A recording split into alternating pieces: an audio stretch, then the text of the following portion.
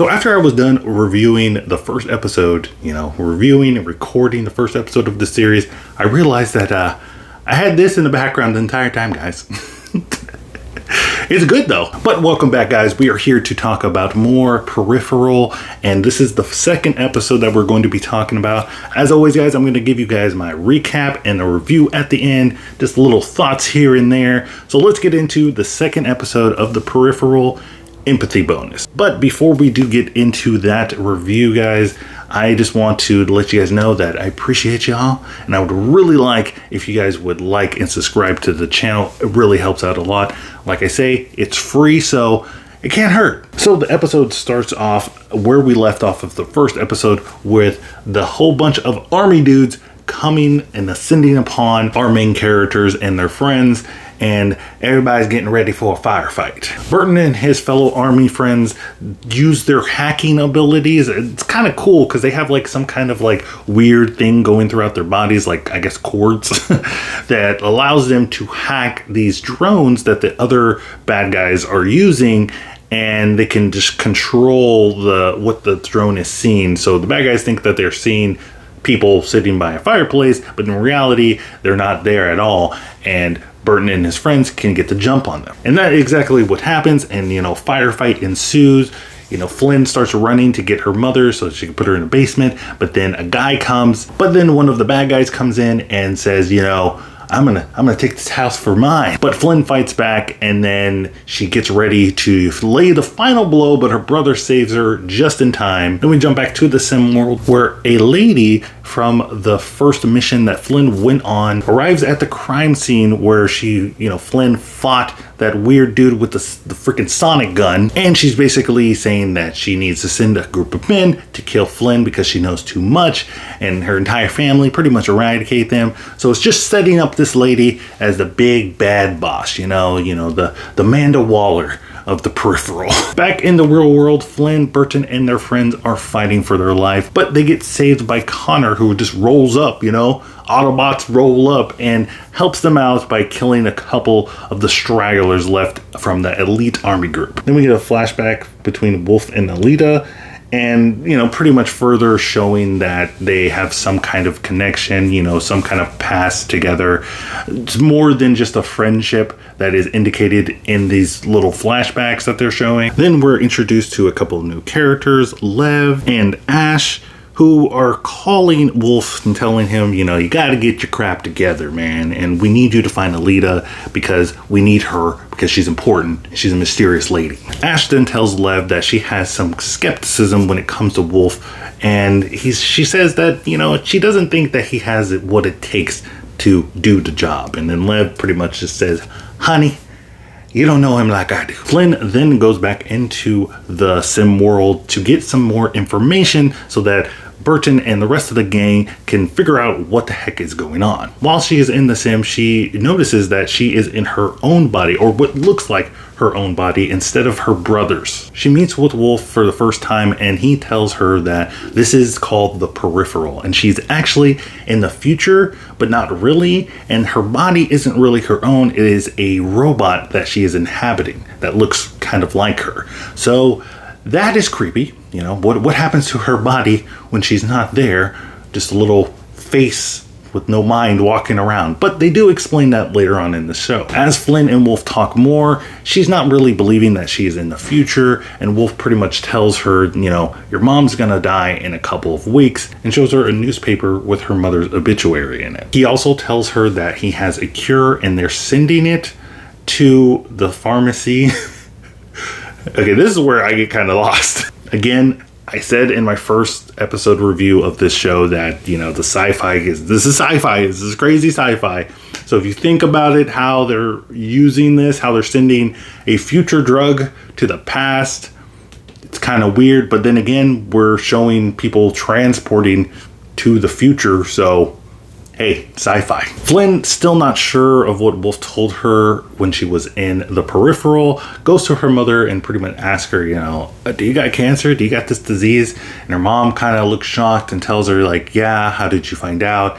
And that just pretty much confirms for Flynn that what Wolf is telling her is possibly true. Then we jump to another character that was introduced in the first episode, but didn't think it was that important to talk about. But he does have a significant role in this episode, and that is Tommy, one of the sheriffs. He's also part of like the gang, or was part of the gang of Burton and his friends and everything, but he kind of has been pushed to the side because he's getting married, and of course, Flynn got a crush on him. He doesn't want to say anything, so there's that whole side plot. But Tommy finds a cup of coffee floating in the air, and he's kind of like, what the heck is that? I don't see that every day. After knocking down the cup of coffee, he reveals that it's actually a car, but it's invisible, using kind of like camouflage kind of thing. And it's kind of freaked out about that, because even in this world where they have some kind of slight elevated technology, this camouflageness is weird. Flynn then goes back into the Peripheral to meet with Wolf and the rest of the gang, Ash and Lev, as well as a new character,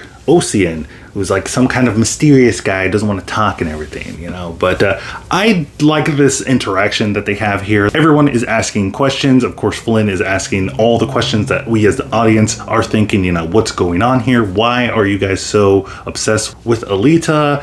And they're asking questions as well. What's your connection with Alita? Why did she choose you to go on this important mission? Then we come back to the real world as Tommy is doing more investigating, where he confronts Burton and asks him, have you seen anything like this? I'm talking about some invisible cars here. And Burton kind of, not successfully, kind of plays it off and says like, oh, I don't really know what's going on. But you can tell that Tommy is suspicious of Burton, because I said, he didn't do a good job of convincing him otherwise. Flynn and Burton and their cousin go to the bar, where Flynn is further trying to convince Burton that this is stuff from the future, man, So much so that she got some lotto numbers from the past to see if they are actually winners in the present. And, they actually work, because their cousin wins the lottery, and he's like freaking out. Though his excitement is very tame compared to what I would be reacting if I won that amount of money. So I was a little suspicious there. But then Flynn tells Burton that he needs to talk to Connor again, rekindle the relationship. We're not really quite sure what has happened there. This town pretty much calls him a drunk and a crippled. I mean, the guy has been through war. He's been through a lot of stuff. So I can kind of, understand where he's coming from. But again, we don't have the full story. Burton then goes over to Connor's house. They have like some dialogue, further building their character and the relationship between each other. Kind of looks like I said, they have like some kind of falling out between the two. But then Burton says, I need your help with this whole situation that we got here. So come over to our house. But one condition, you got to be sober. In classic drunk character in a TV show fashion, they take one last sip or one last chug of a beer bottle and then pass out and says, I'll see you tomorrow. Then we jump to Corbell, the evil gangster mob dude of the town, in VR, doing his VR stuff, getting ready to go on a VR date with some lady. And then some dude comes in that is, you can tell he's a bad guy. I mean, this is the Matrix, guys. He looks like a Mr. Smith agent. And he tells Corbell that, we're going to give you $10 million if you can kill Flynn and her family. Corbell doesn't think this is real. He thinks it's fake. He thinks that Homeland Security is out to get him. So he ends the sim and he goes to his lady, which is weird because he was on a VR date with some other lady, and now he's going to his real life lady. Hey, I don't know. But then he sees on his phone that he has gotten an alert for $2,500,000. So now the wheels are spinning in his head. He's like, maybe this is real. Then the show ends with Flynn hearing something downstairs in the night. She goes downstairs, she sees somebody in the refrigerator. Don't know who it is. But then we find out that it is actually her mother. Her mother, who was ill, but after getting the drugs from the future, can now see and is able to move around without any pain. And that is the recap of episode 2 of the Peripheral empathy bonus.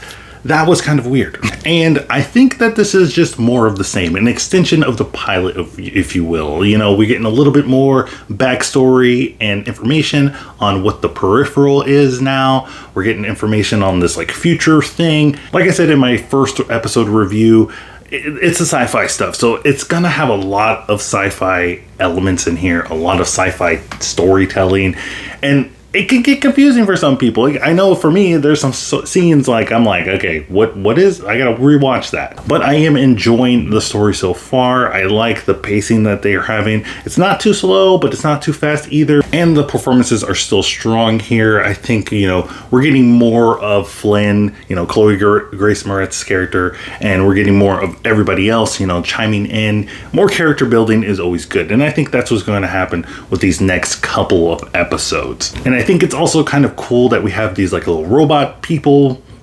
like cocoon things that are here and everything. I do think, you know, I do wonder if they are going to have be able to have their own thoughts, because in the first episode we did see Flynn in her brother's body fight one of these robots that I'm assuming are the same type of robots that you are able to inhabit when you go into the Peripheral. So that one had its own kind of like programming, own train of thought, if you will. Are they going to be able to do that? You know, are they going to be able to, like, you know, shed the parasite of the people coming into the Peripheral kind of thing? I don't know, that's just me spitballing here. But guys, as always, if you want to see more of the Peripheral stuff, I'm going to be coming back next week for some more stuff. If you didn't check out my first episode, be sure to go check it out over here. It was crazy, you know, everybody had fun. And don't forget to comment down below with all your theories and thoughts and, you know, what'd you think of this episode, the first episode. Let's just have a discussion. Let's create some kind of community of the Peripheral community. Sounds very, very luxurious. But guys, let me know what you think in the comments down below. Don't forget to check out my Twitter so you can stay up to date with my channel. Don't forget to like and subscribe. And remember, guys, keep watching movies.